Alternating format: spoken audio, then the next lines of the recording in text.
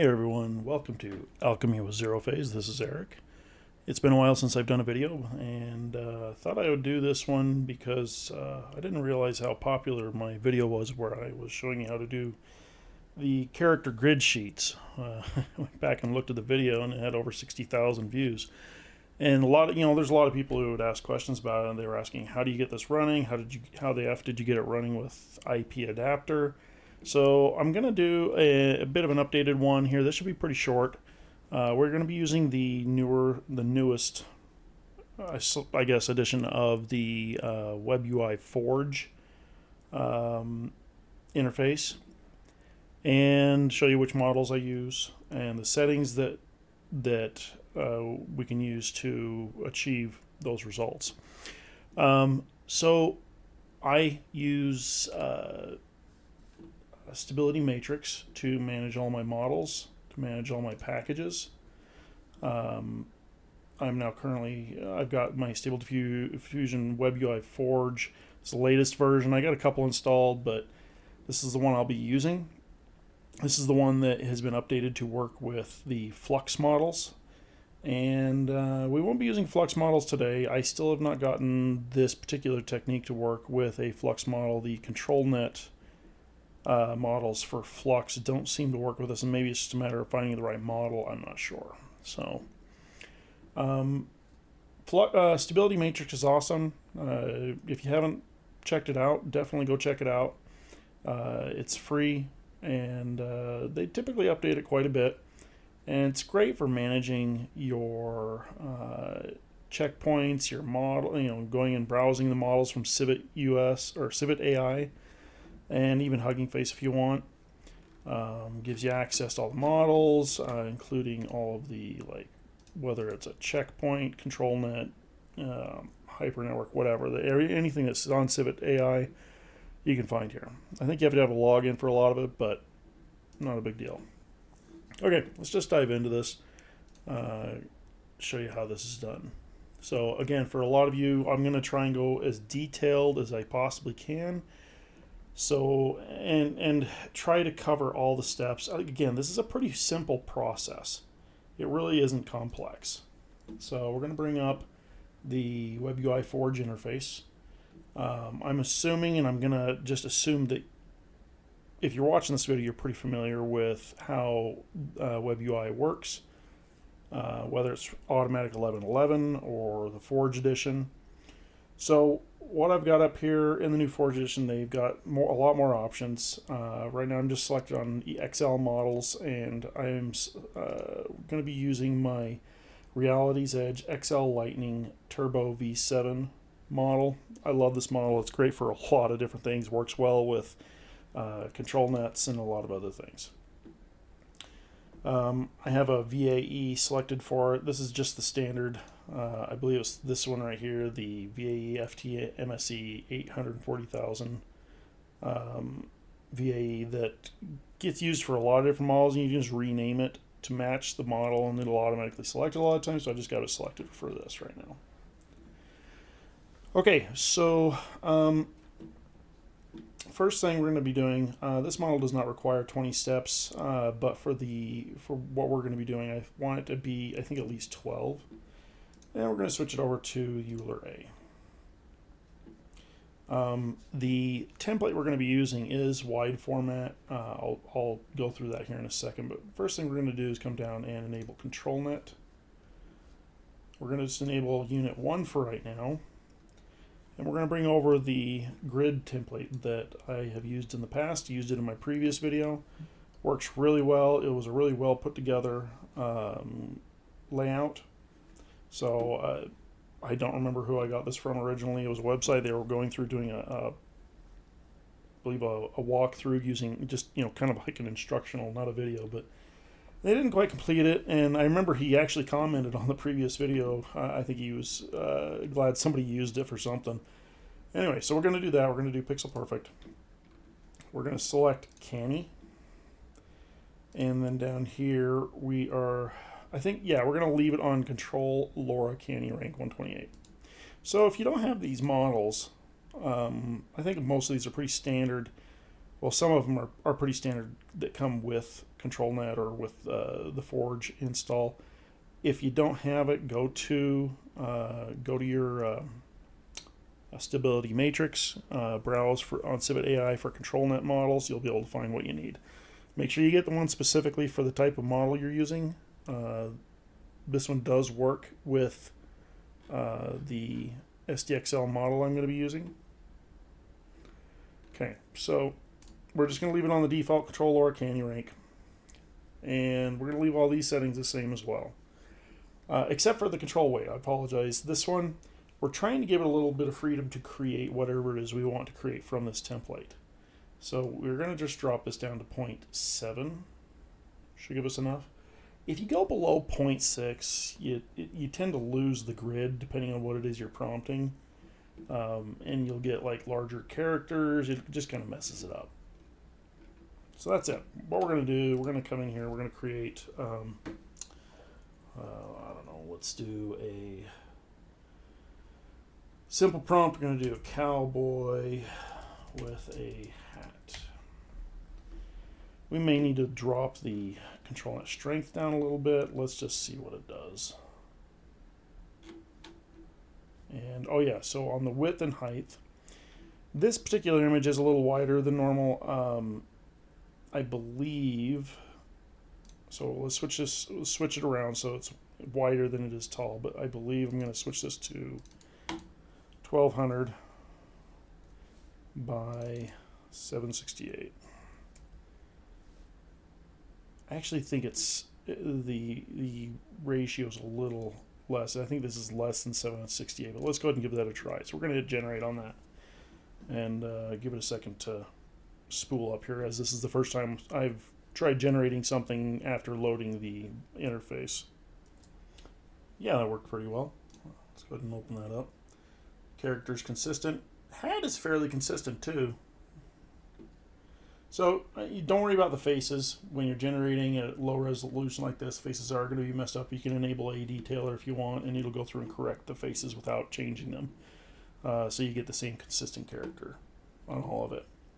Gave us some great angles on that. Let's go ahead and do another one. Let's do a, I don't know, we're always looking for pretty princesses, right? Let's do a dark elf princess with a large crown.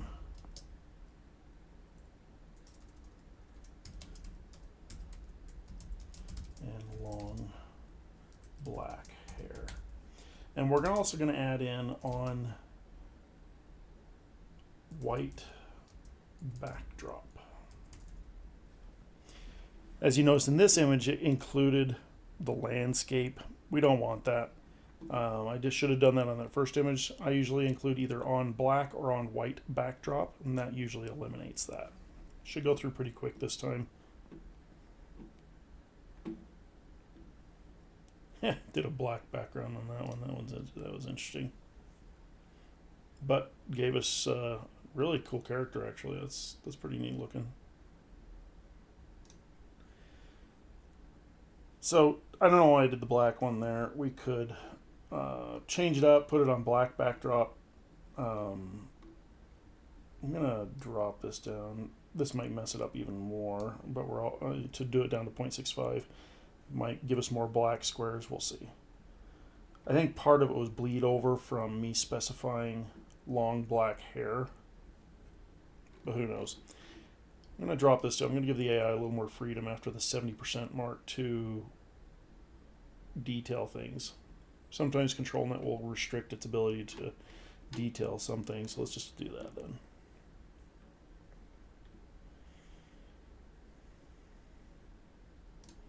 So no black squares this time. And face angles are all great. Faces are not perfect, obviously. We aren't using ADetailer on this, but that one worked really well. So here's the other thing I'm going to show you is how to use ADetailer. No, sorry, not ADetailer. We're going to use IPAdapter. So to do IPAdapter, you're going to enable Controlnet Unit 1. So it's the second one. and bring over the face that you want to use to generate this. So I do have a face here we're going to use. I'm going to bring in this lovely character here. And oops, we are going to come up here. We're going to change the prompt to old evil elf woman with gray hair and pointy wizard hat on white backdrop. Now for this one here, we don't need to worry about pixel perfect. We're going to select IPAdapter and just leave it on defaults. If you've got the IPAdapter models installed, it should be on the SDXL Face ID plus V2. It just kind of defaults to that on mine. Insight Face plus clip -H, and everything else just leave it. If, like I said, if you got those installed right, it should just come up automatically. You know, write them down or whatever, and let's generate that. This will take just an extra second or two to engage that second Controlnet.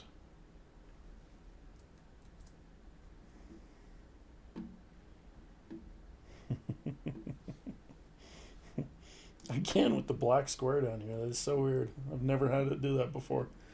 Anyway, so we get the character, and she's kind of old and ugly. And I love how it did the pointing hat. Like when she's looking up, she's got it kind of on the top of her head. It's not really angling back with her head. So you get a little bit of weirdness on that. That's fine. We can change that up a little bit. We can do, let's change this pure white backdrop.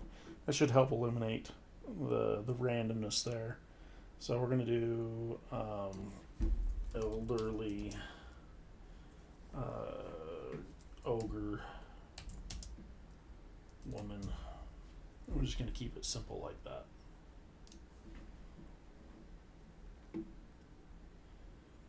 Should spool up a little faster this time. Still doing it.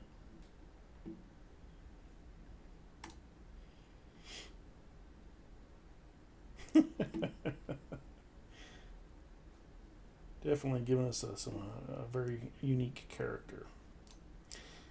Then we can change that to, you know, the black backdrop. Again, I'm not sure why it's doing this down here. That is very strange. Could be because of this. As you can see, it cuts off this one right here a little bit. So we could bring this back down to like 728. Might make it feel a little bit better.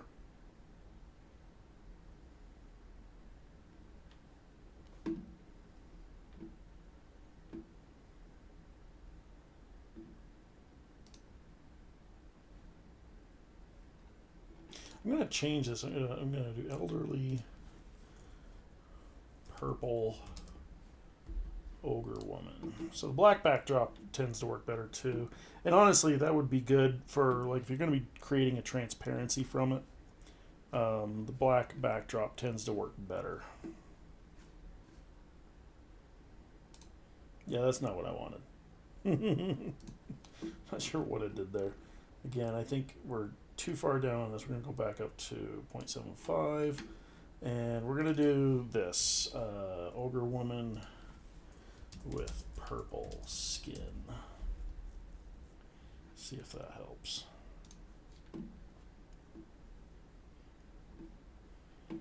I mean, this gives you the idea. A lot of it's just tweaking with the prompt, working towards, you know, trying to get it to do what you want. And as you can see, we're getting the purple skin except for the face. And the reason for that is because of the IPAdapter.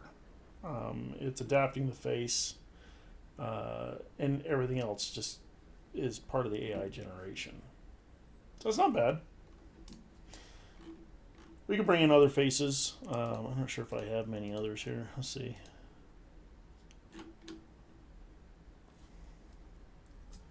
Okay, so I finally found something I'm going to try. I always like to use unique faces when using IPAdapter, something that stands out. Like the old lady was very wrinkly and not very, not generic at all. So we're going to drop something that I did a long time ago. Just playing around with different models. And then we're going to come up here. And we're going to try something a little different. Green skin. And see what this does. Now the IPAdapter, if it detects the face, should put that face on it. Yeah, there we go.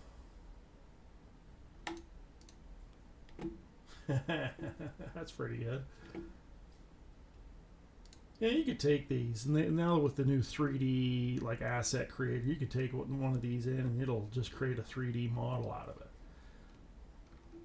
Yeah, that turned out really good. Let's try one more here. I'm just curious to see how far I can push this.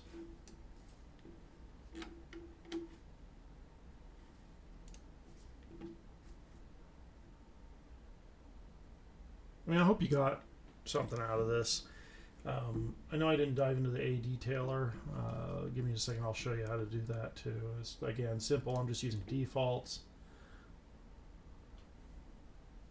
The teeth. Yeah. I mean, I'm saying ogre too, so it's kind of mixing that in. So, yeah, if you want to fix the face, just turn on ADetailer. You don't need to change anything with this. The default should work fine. If you're going to change anything, though, under inpainting, the only one you want to possibly mess with is this right here. If you're using models that support higher resolution, you can change this, use a separate width and height, as well as the inpainting model. That is one of the things you are going to want to do. I've got most of this set up automatically in my other interface. So let's see, give me a second here. Checkpoint. So what we're going to do, we're going to use a different checkpoint. We're going to change this to 1024 by 768. Excuse me, 1024 by 1024. Oops. I think my daughter's been messing with my keyboard. My num lock wasn't on. And make sure you check in, to use separate checkpoint and use separate width. Now the checkpoint I'm going to use is the same model, but the in-paint version. There is an in-paint version of the there's a Dreamshaper XL Lightning in-paint. Sorry, that's the one I'm talking about. It's an XL model, in-painting model, and it works beautifully. So it's called Dreamshaper XL Lightning in-paint. So it's going to detect all the different faces, and it's going to in-paint those faces at 1024 by 1024. We are using an actual in-painting model, so it will do a good job and not leave seams. And we're going to go ahead and run that. So we're doing IPAdapter, or we're doing Controlnet for the grid. For the faces, we're using this as the IPAdapter. Again, just using defaults, and we're also enabling the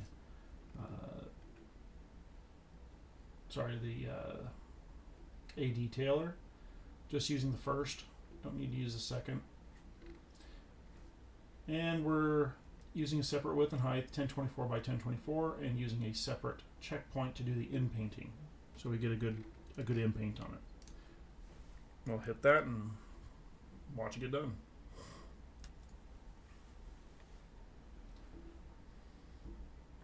So it's going to find all the faces. That one's going to be a little weird. Most of the rest of them look like I did a pretty good job finding it. So it's going to engage. It has to switch over to the in-painting model, so give it just a second. It usually doesn't take too long for that. And then it'll kick off and start hitting each of those faces.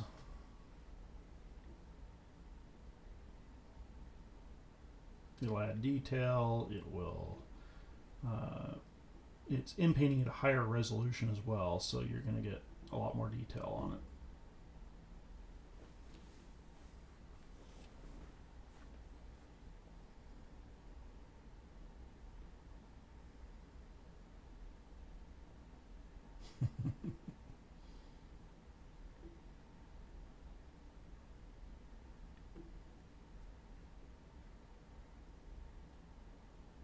I always find it fascinating that the AI model will keep the character consistent when you have the consistent character here. And I think that's kind of one of the tricks to it.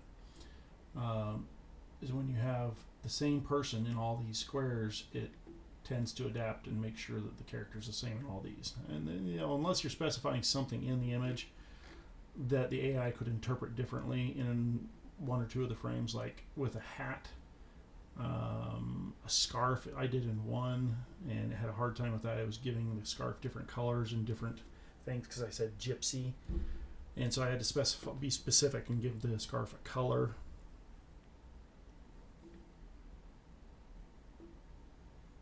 And we are almost done here. Yeah.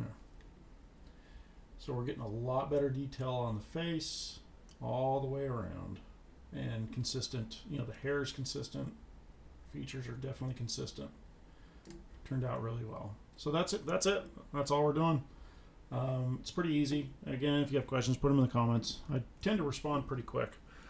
This character sheet that I'm using is out on my Google Share. It's been there for quite a while.